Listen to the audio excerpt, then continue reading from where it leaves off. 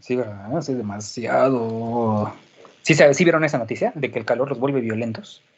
La causa de la violencia es causada por el calor. Ah, no, de la pobreza y la violencia es causada por el calor. ¿Sí vieron esa noticia? No. Ay, niños, tienen que ver noticias. La presidenta de Acapulco dijo que el incremento de la pobreza, la violencia y la inseguridad en Acapulco era causada por el calor. Entonces háganme favor, que a quién se le ocurre semejante barbaridad. Bueno, a ella y quien lo sigue. Entonces sí es algo. Por eso ya le echo la culpa a la calor. Todo lo que me pasa es culpa de la calor. Ok. Entonces me imagino que tienen manera de poderle echar la culpa ustedes también a la calor. Bueno, vamos a iniciar con la clase. Preguntas con lo que vimos ayer. Dudas.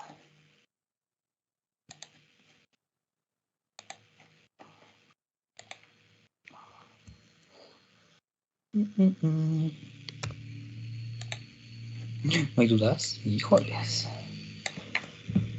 Se me hace que sí, yo creo que el calor sí los está letargando así como a mí. O sea, como sí desgasta realmente. Sale Irán, dígame usted. Sí, ayer usted nos mencionó acerca de que en las mujeres hay una alteración hormonal que lleva a un cambio de comportamiento. Y mi pregunta era si sucedía algo parecido en el caso de los hombres. Sí, hay también modificaciones conductuales causadas por estimulaciones hormonales. Obviamente lo que comentábamos en algún momento,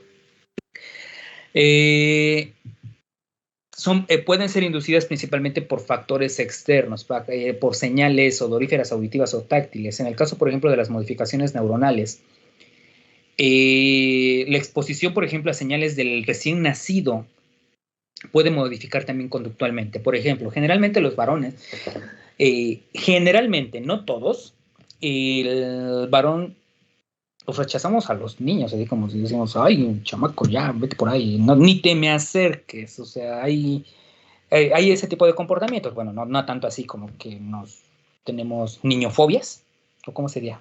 Bueno, niñofobias, tuvimos unos miedos a los niños, no miedos, sino aversión hacia los niños. Sin embargo, después de esta exposición constante a señales de los bebés, el aroma, el llanto, el tacto, todo eso modifica de alguna manera el cerebro masculino y lo vuelve paternal, expresa conductas paternales. Y ese comportamiento paternal, no maternal, paternal, es, por ejemplo, la protección al crío, el estar preocupado porque el niño esté bien, puede proteger tanto a la mamá como al niño, etcétera. Son conductas paternales y son causadas también por estas estimulaciones eh, externas que pueden modificar la expresión de secreciones hormonales. De hecho, por ejemplo, les había comentado, de hecho, al inicio del curso, que las mujeres pueden hacer neurogénesis. Esta neurogénesis es causada por prolactina, exactamente en el momento del parto. Los varones también podemos hacer neurogénesis y esto va a suceder después del parto siempre y cuando tengamos un constante contacto con estas señales que emiten los bebés.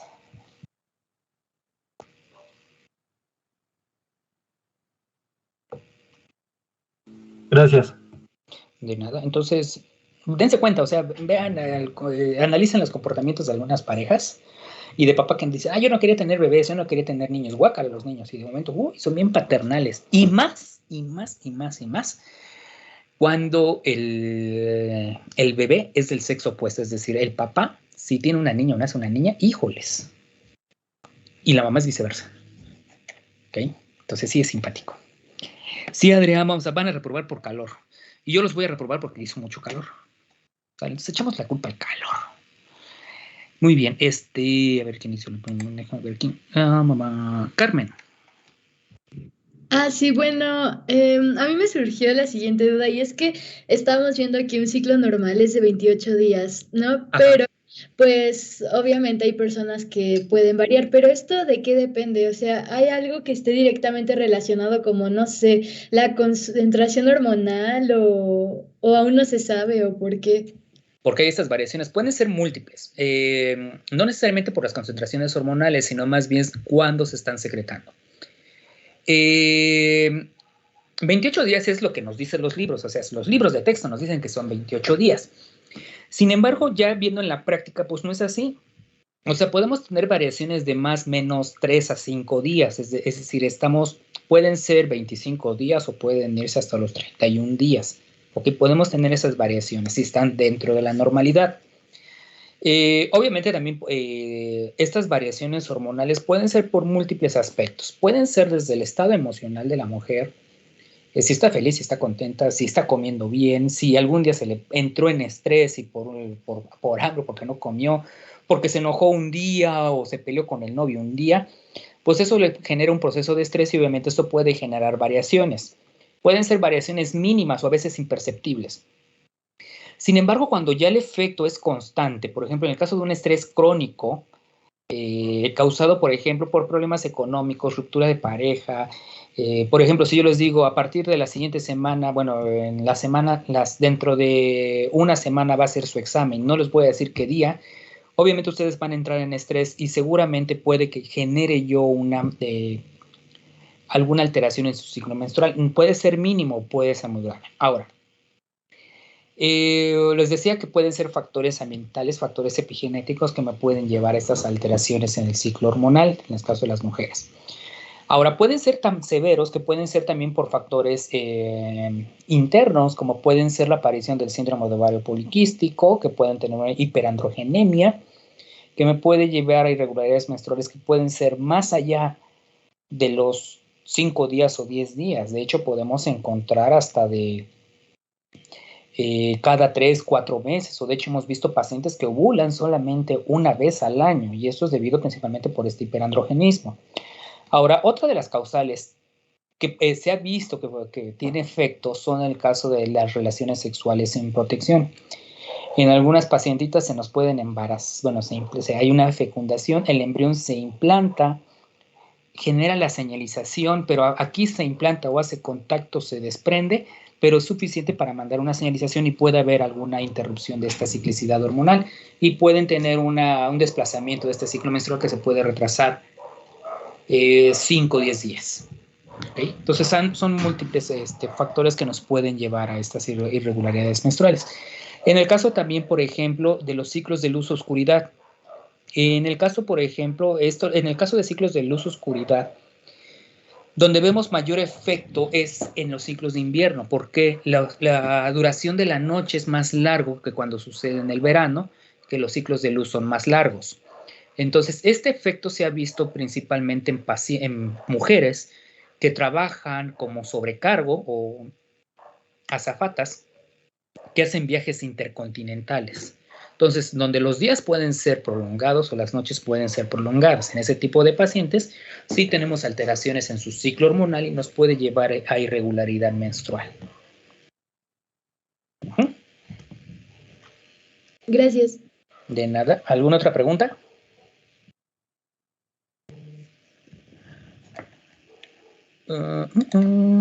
Disculpe, me quedaron dudas, bueno, en la práctica de hoy que tuvimos de embrio, sobre ovulación o en el ciclo de la ovulación y eso, como que me quedaron dudas. Quería saber si me lo puede explicar. Sale, a ver. Sale, ¿la apuntaste? Sale. Dame un minutito en lo que estoy leyendo aquí la pregunta de Michelle. ¿En qué momento se considera que menstruación ha culminado?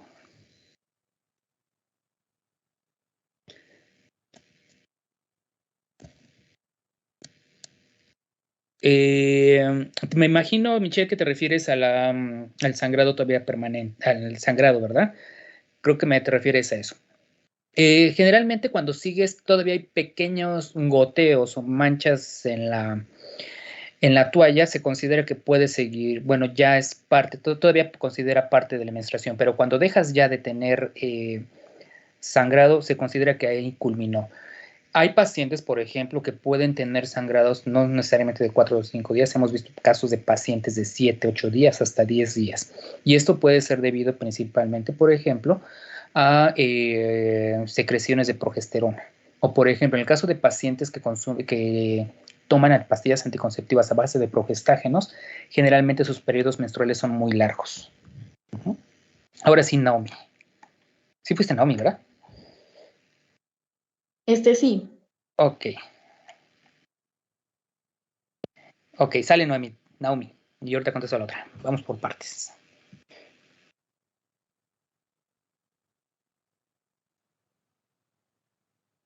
A ver, Naomi.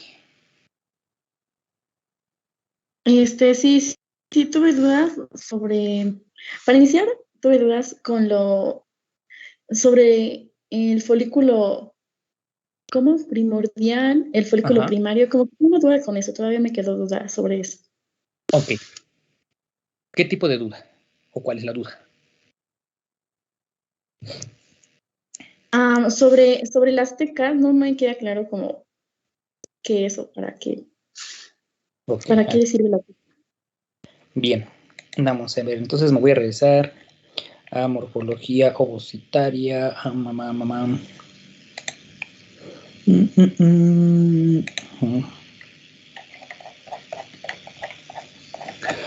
Vamos a poner un gráfico por acá.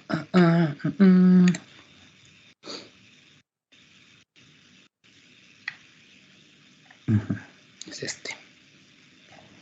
Salgo de este. Y proyecto este. Más grande.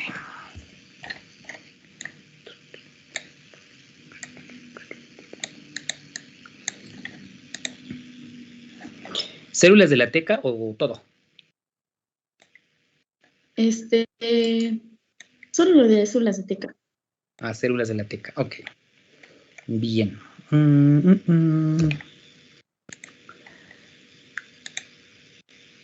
¿Se puede todo? Híjoles, pues va a ser una lana. Eso ya lo cobramos como consulta. No es cierto. Bueno. Los folículos, durante la gestación, cuando una mujer está desarrollándose de manera intrauterina, les decía que pueden tener folículos ováricos. Estos folículos son muy pequeñitos, lo que llamamos folículos primordiales. Estos folículos primordiales son de estructuras de al menos de 5 a 20 micras, son muy pequeñitos, ¿ok? Y contábamos que más o menos pueden llegar a tener aproximadamente entre unos 7 millones durante la gestación. Al nacimiento, estos folículos primordiales se van muriendo. ¿Por qué? Se mueren más o menos el 90%, principalmente durante la fase preparatoria. Algunos van a poder expresar receptores, hay procesos de diferenciación celular que les permite diferenciarse entre estos tipos celulares, ¿ok? Ahora, estos folículos primordiales van a alcanzar un estado de maduración. Del folículo primordial del folículo primordial hacia lo que va a ser folículo en maduración depende principalmente de estímulos hormonales. Y estos estímulos hormonales, el principal de ellos es hormona folículo estimulante. Ok, FSH. Esta hormona es precursora para que puedan favorece la proliferación celular y prepara el óvulo para que madure, para que adquiera la capacidad de celular, es decir, la maquinaria interna, como van a ser enzimas, proteínas, polimerasas, nucleótidos, para poder desarrollar un embrión. Bueno, esta hormona folículo estimulante va a iniciar el proceso de maduración celular, un proceso de maduración y diferenciación celular. Lo primero de ello que va a hacer es el incremento del tamaño del folículo. ¿Ok? Entre esa parte, por ejemplo, bueno, aquí de los procesos de diferenciación, yo puedo ver el núcleo celular del ovocito primario. Lo que tengo en azul es el núcleo, lo que tengo en amarillo es el citoplasma. Como pueden darse cuenta, en este folículo no hay células de la granulosa. ¿Ok? Lo único que tengo, perdón, no hay células de la teca, simplemente es la célula, el ovocito primordial, y lo que tengo aquí en verde son células de la granulosa, que son aplanadas en el folículo primordial, son angostas y solamente protegen al embrión, al óvulo. Cuando reciben la estimulación hormonal por FSH, hay un proceso de proliferación celular y diferenciación celular. Nuevamente en amarillo puedo ver el citoplasma del óvulo. ¿Ok? Puedo ver el núcleo, que es lo que tenemos aquí en azul, bueno, aquí en verde, con la mezcla de colores, no, lo pusimos en azul. Y puedo ver las células de la granulosa. Aquí las células de la granulosa cambian su morfología, ya no son aplanadas, son cúbicas, cilíndricas, esféricas. ¿Ok? Y empiezan a proliferar. ¿Cuál es la función de las células de la granulosa? Cuando se forma la zona pelúcida del ovocito, que vamos a ponerlo aquí, ahí para. Yo puedo tener, por ejemplo, esa es la membrana citoplasmática del óvulo. ¿Ok? Puedo tener la zona pelúcida, aquí lo tengo en la zona pelúcida, en azulito, la zona pelúcida del ovocito, y lo que tengo en verde van a ser las células de la granulosa. ¿Ok? La zona pelúcida funciona como una barrera. Les había comentado que la zona pelúcida tiene varias funciones. Una de ellas es como barrera. Bueno, evita que otras células entren al ovocito. Entonces, la diferenciación de estas características de las células de la granulosa con el ovocito es que se forman uniones tipo gap, es decir, la célula genera uniones tipo gap con el ovocito. ¿Ok? Se ve muy bien. Estas uniones gap atraviesan la zona pelúcida. ¿Ok? Y entonces obviamente también hay comunicaciones entre las células de la granulosa. Entonces todo lo que esté de señalización, todo lo que tenga a cualquier molécula que trate de entrar al ovocito va a pasar por las células de la granulosa, van a enviar y pasan a través de esos uniones gap para llegar al óvulo. ¿Ok? Entonces, uno de esos fenómenos, ya hay varios trabajos, hay microscopía electrónica que ha demostrado que sí hay presencia de estas uniones tipo gap, estas uniones comunicantes. Entonces, una de las primeras fases de esta proliferación celular es que se generan estas comunicaciones para poder inducir la maduración del óvulo. Ahora, estos folículos deben de tener un sistema de protección. Además de las células de granulosa, van a secretar fluidos, van a secretar sustancias que también van a ser llevadas desde el interior hasta el exterior del ovocito o de las células de la granulosa. Estas secreciones me van a permitir la formación de lo que van a ser el antro folicular, que es todo esto. ¿Ok? Entonces, conforme más secreten las células de la granulosa, pues obviamente mayor cantidad de crecimiento folicular. Ahora, las células de la teca funcionan como un sistema de protección o de recubrimiento folicular. Entonces tenemos dos tipos celulares. Lo que son células de la teca interna, que es esta. ¿Okay? Esas son las células de la teca interna y la teca externa.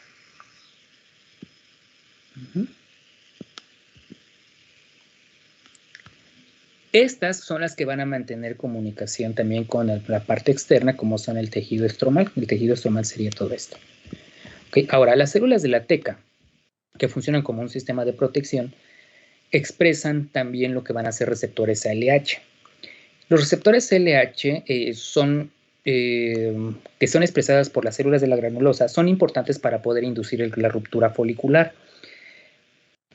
Las células de la granulosa deben de expresar estos receptores a determinado tiempo, y esto es cuando sucede cuando pasa la estimulación de FSH. Entonces, en la primera fase, FSH induce el crecimiento folicular. FSH induce a las células de la teca a expresar el receptor AFSH. Cuando se expresa el receptor de LH, no es FSH, receptor ALH,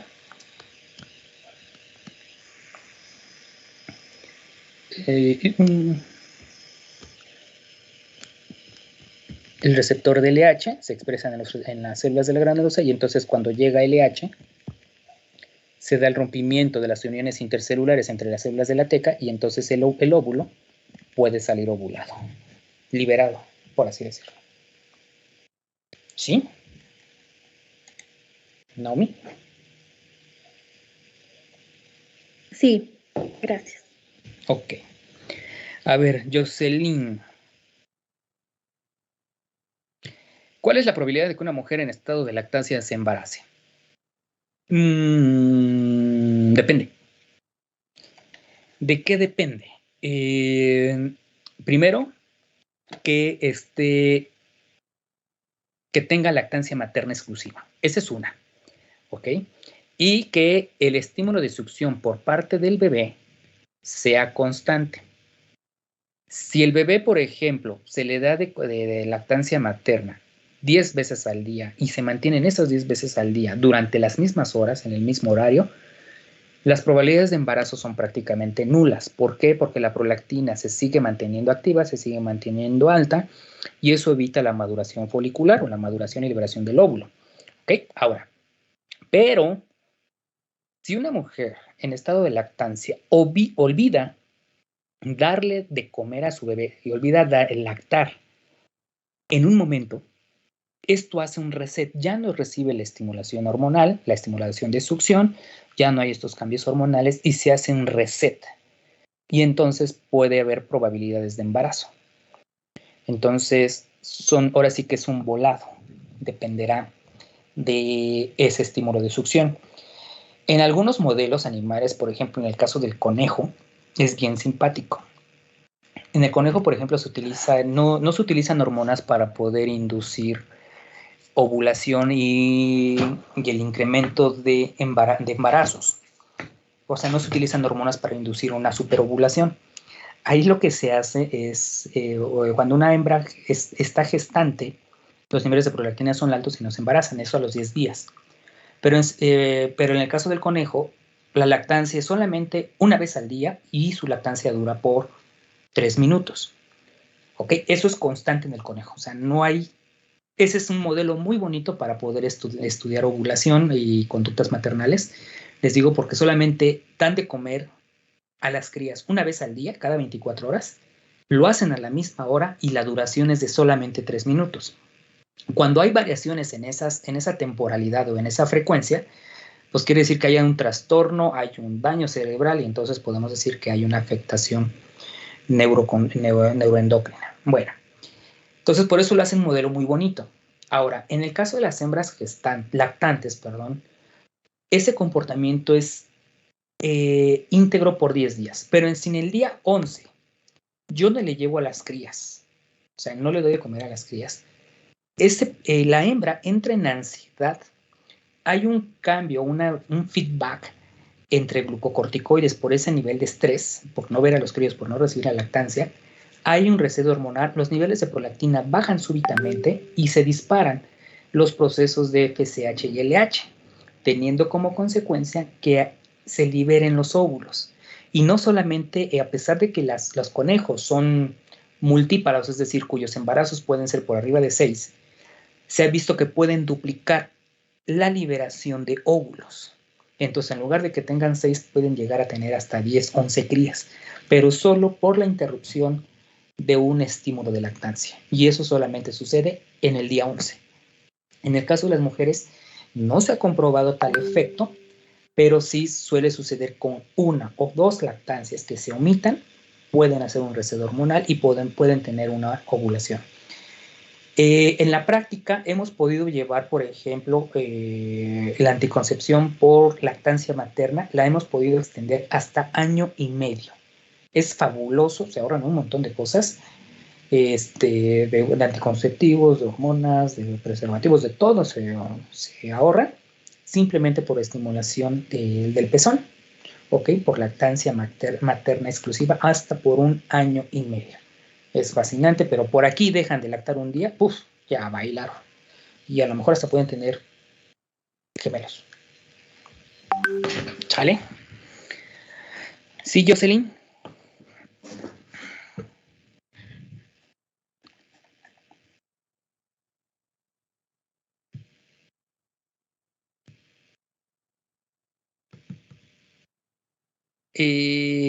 A ver, Paola, ¿hay algún procedimiento o sería posible que una mujer ya no se dé el ciclo menstrual?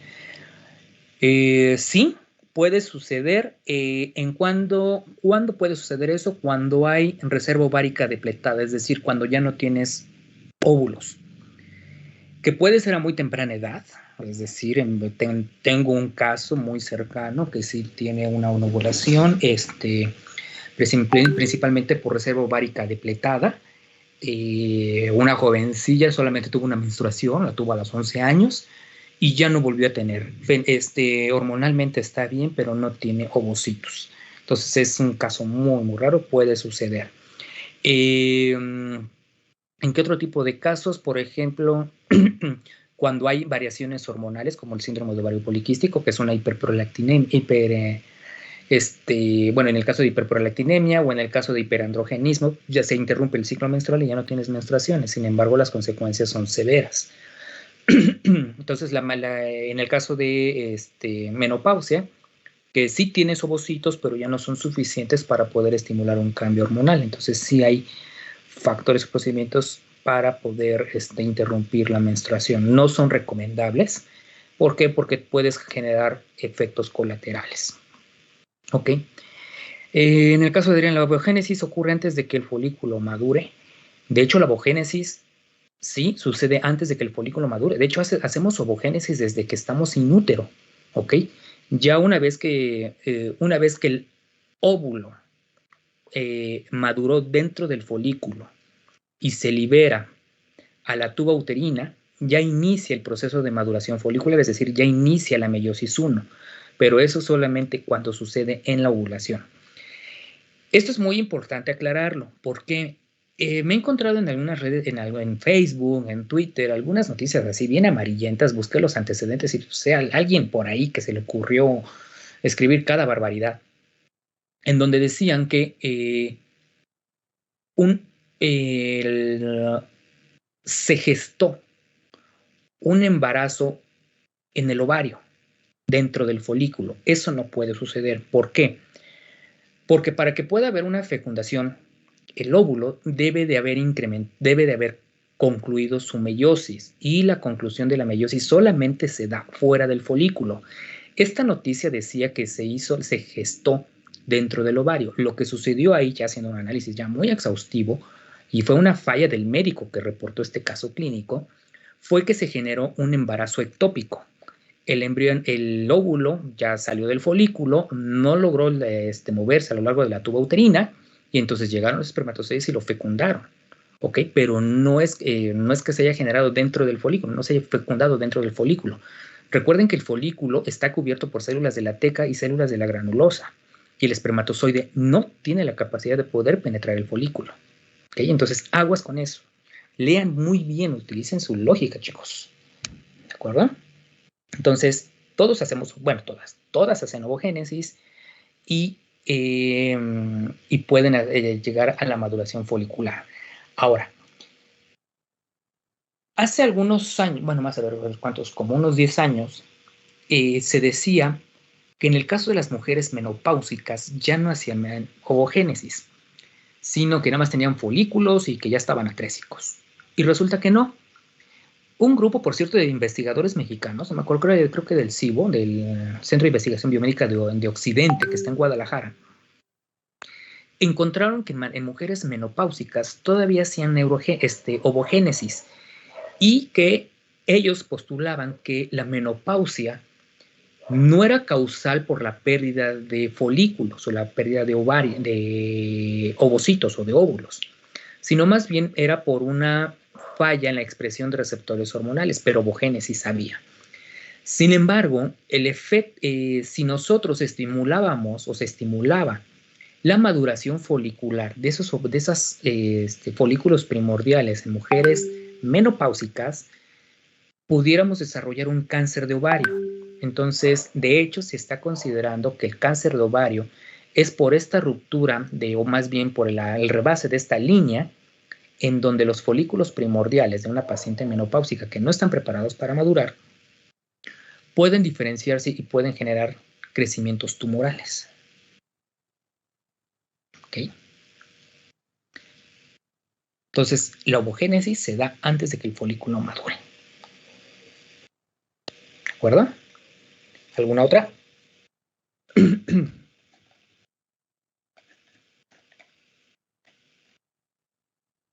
¿Alguna otra pregunta? No.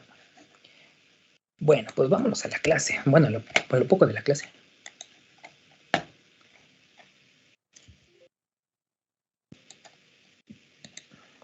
Vamos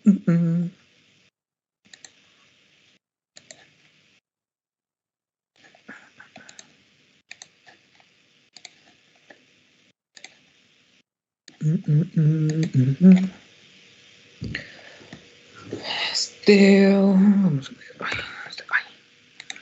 Está calor.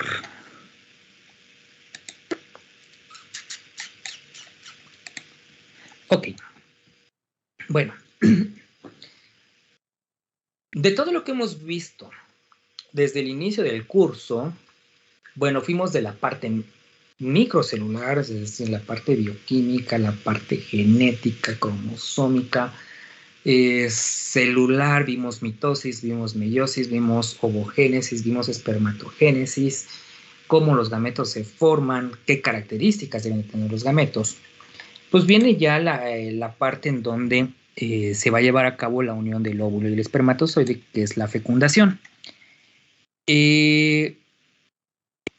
La mayoría, bueno, mucha gente piensa que la fecundación es un proceso bien sencillo, que puede suceder de manera espontánea y que si nosotros tenemos relaciones sexuales sin protección, las probabilidades de embarazo son el 100%. ¿Ok?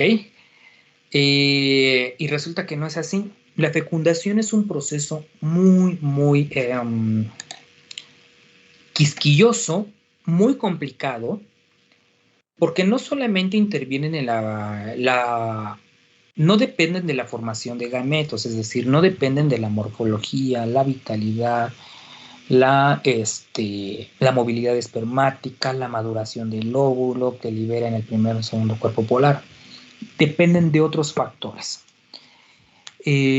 Como puede ser el viaje que tiene que hacer el espermatozoide a lo largo de todo el aparato reproductor más femenino, bueno, desde el testículo hasta llegar al ovocito, tiene que pasar por diferentes etapas, diferentes procesos que le permiten adaptarse para poder fecundar. ¿Okay?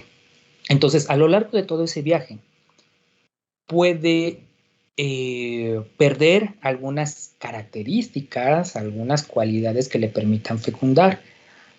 En algunas ocasiones pueden ser propiamente del espermatozoide y en algunas ocasiones pueden ser por factores desarrollados por el óvulo, es decir, que a lo mejor el óvulo, el óvulo de mi paciente, pues mi paciente haya tenido ya una edad muy avanzada, por arriba de los 40 años de edad, que a lo mejor mi paciente tomaba y fumaba o tomó paracetamol o tomó algún antibiótico, tuvo algún proceso infeccioso que generó una hipertermia, que pudo interrumpir el proceso de ciclo celular, pudo interrumpir la maduración ovocitaria, o por ejemplo, en el caso de que consumió algún anticonceptivo de manera accidental, o tomó algún fármaco que pudiera incrementar la expresión de algunas, o la síntesis de alguna hormona, o interrumpir la hormona, o tomó algún fármaco para el sistema nervioso central, todo eso puede repercutir sobre el óvulo, al igual sobre el espermatozoide. Y entonces con estos cambios puede suceder que a lo mejor la fecundación no se lleve de manera adecuada. O supongamos, si se fecunda, el espermatozoide sí logró atravesar las cubiertas del óvulo, pero las características genéticas que tiene el espermatozoide y que puede adquirir el óvulo no son complementarias o no pueden tener la capacidad de poder desarrollar el embrión. Ahora, desarrollamos el embrión, ¿sale? Pero resulta que el embrión, por alguna situación, algún daño genético, ambiental, etcétera, no tiene la capacidad para poderse implantar. O si se implanta, por alguna situación el embrión se muere, que sería lo mejor, y se aborta. O, por ejemplo, sí logra desarrollar, sí se logra implantar, puede desarrollarse, pero puede generar una anormalidad congénita que puede comprometer la supervivencia del embrión, que no llega a término, y si llega a término puede desarrollar enfermedades. Entonces, la fecundación no es un proceso tan sencillo, es muy complejo. Y esto lo sabemos por el incremento en el número de pacientes que tienen problemas de infertilidad, que el incremento o el aumento de casos de anormalidades congénitas que podemos ver al nacimiento o que podemos ver en etapas adultas, problemas de infertilidad hace unas 3, 4 décadas estábamos hablando que solamente era del 10% de pacientes con problemas de infertilidad. Ahorita estamos rayando cerca del 40% de pacientes en edad reproductiva que tienen algún problema de infertilidad. ¿Okay? Y esto es causado por las características de los gametos, por problemas que suceden durante la fecundación. Entonces, la fecundación es un proceso extremadamente complejo. Hay algunos que me van a decir, sí, pero tengo la prima de una amiga que como conejos tiene 12 hijos, o pues tiene su esposo que está en Estados Unidos, nada más viene, le embaraza, se va y regresa al año, ya tiene el otro bebé y así sucesivamente. Y he visto casos, o sea, no me los han contado, o sea, los hemos visto. Entonces, puede ser así tan fortuito que pueden ser altamente fértiles como pueden ser infértiles y pueden ser causadas por la formación de los gametos, por el proceso de fecundación, por el proceso de implante y desarrollo embrionario y a veces hasta el parto. ¿Okay? Entonces es muy complejo el proceso de fecundación. Para que pueda suceder la fecundación dependemos de la fusión o la unión de ambos gametos, tanto el óvulo como el espermatozoide. Aquí tenemos unos espermatozoides de humano, ese es por una microscopía electrónica de barrido. En fecundación humana puedo ver los espermatozoides, puedo ver la zona pelúcida, puedo ver algunos espermatozoides cómo están tratando de entrar al ovocito. Fíjense aquí, no se hizo el conteo, pero más o menos hay que ver como unos 80, 90 espermatozoides que están tratando de entrar de manera simultánea al ovocito. Ahora, este proceso es complicado. Dices, bueno, ya llegaron los óvulos, los espermatozoides, ahora sí que la naturaleza haga su tarea. Pero para que pueda llegar a eso deben de suceder varios procesos. Entonces, ya les había mostrado este video varias veces, en donde podemos ver, por ejemplo, lo que le sucede al óvulo. Puedo ver la maduración del rompimiento de la vesícula germinal, que este es un proceso de maduración meiótica, llamamos maduración nuclear en el óvulo. La maduración nuclear involucra la liberación del primer cuerpo polar, la separación de la primera mitad de cromosomas. Acuérdense que van a ser 2 células diploides, el óvulo diploide y el primer cuerpo polar diploide.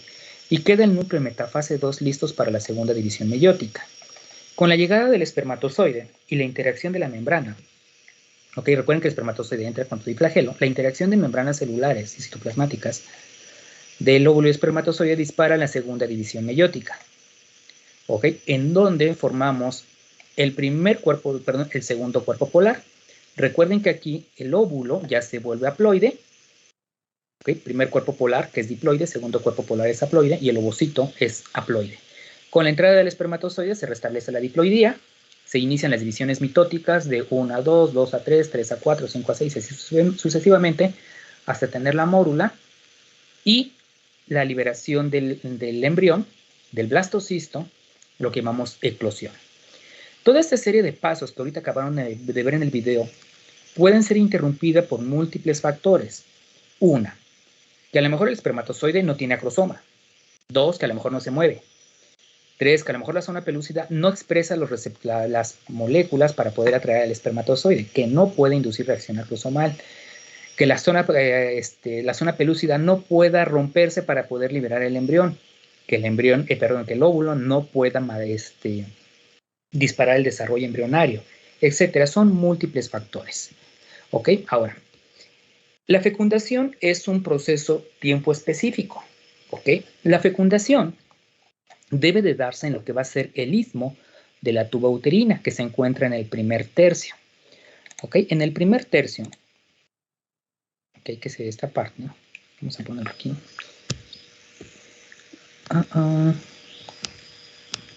Sería esta porción.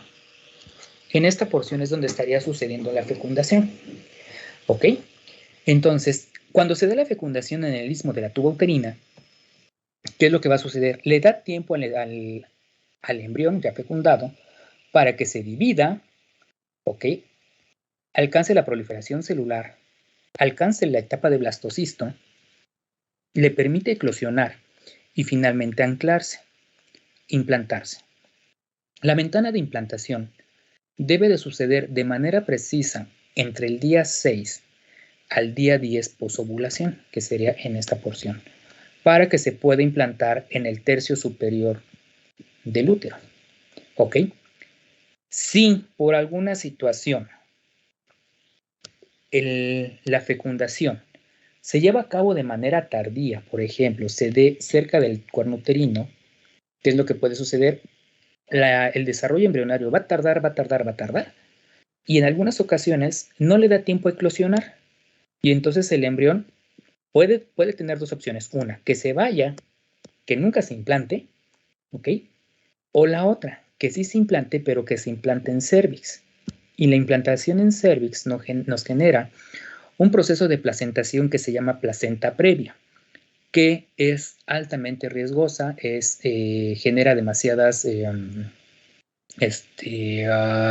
sangrados, demasiadas hemorragias, y se considera que son embarazos de alto riesgo. ¿Ok? Entonces, es muy importante el tiempo de fecundación. Entonces, el tiempo de fecundación debe de ser casi cuando está sucediendo la ovulación. Ahora, obviamente hay que tomar en cuenta el viaje que va a hacer el espermatozoide para llegar aquí. Desde que se libera, desde que está el espermatozoide en fondo de vagina hasta que llega al istmo de la tuba uterina, más o menos estamos hablando que serían de 8 a 10 horas. ¿Ok? Este tiempo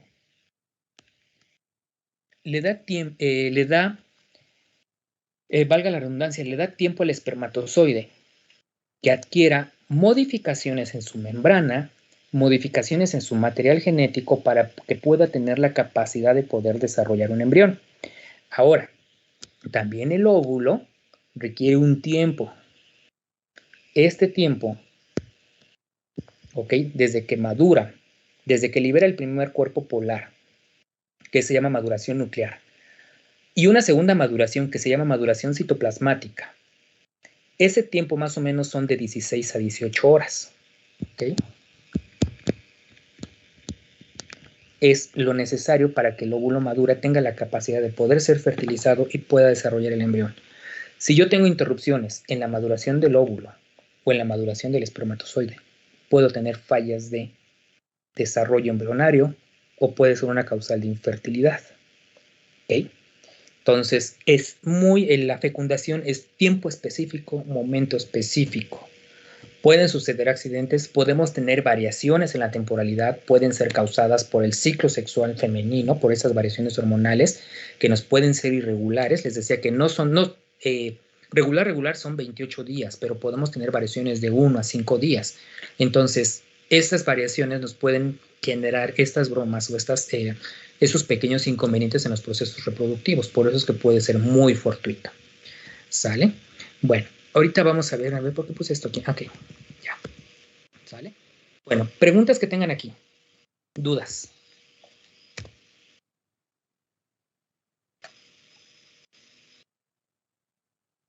Entonces, ¿cómo sería que actúe una pastilla anticonceptiva? Ok. ¿Qué es lo que hace la pastilla anticonceptiva? Y como son secreciones, como son cantidades masivas de hormonas, como por ejemplo demasiado estrógeno, demasiado progesterona o la combinación de ambos, lo que va a suceder es que bloqueas esa ciclicidad hormonal. Es decir, tienes demasiados estrógenos o demasiados progestágenos, entonces la liberación de hormona foliculoestimulante o hormona luteinizante no permite la ovulación y por lo tanto el óvulo queda atrapado, no permite su liberación. Entonces podrán tener relaciones sexuales, el óvulo nunca se liberó y entonces no hay fertilidad. Pero ¿cuál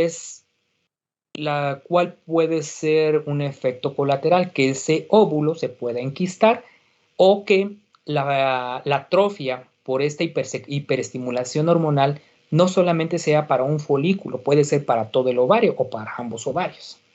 O por ejemplo, los anticonceptivos hormonales o las pastillas hormonales, anticonceptivos hormonales o pastillas de emergencia, a veces no son tan precisas. ¿Ok? Por ejemplo, en el caso de las pastillas de calendario, es decir, que es un cóctel hormonal de 21 días y 7 días de placebo, lo que evitan es la ovulación, pero a veces con que tú pierdas una dosis hormonal, haces un reset y puedes liberar un óvulo. Entonces, no son tan precisas. Gracias. De nada. ¿Alguna otra?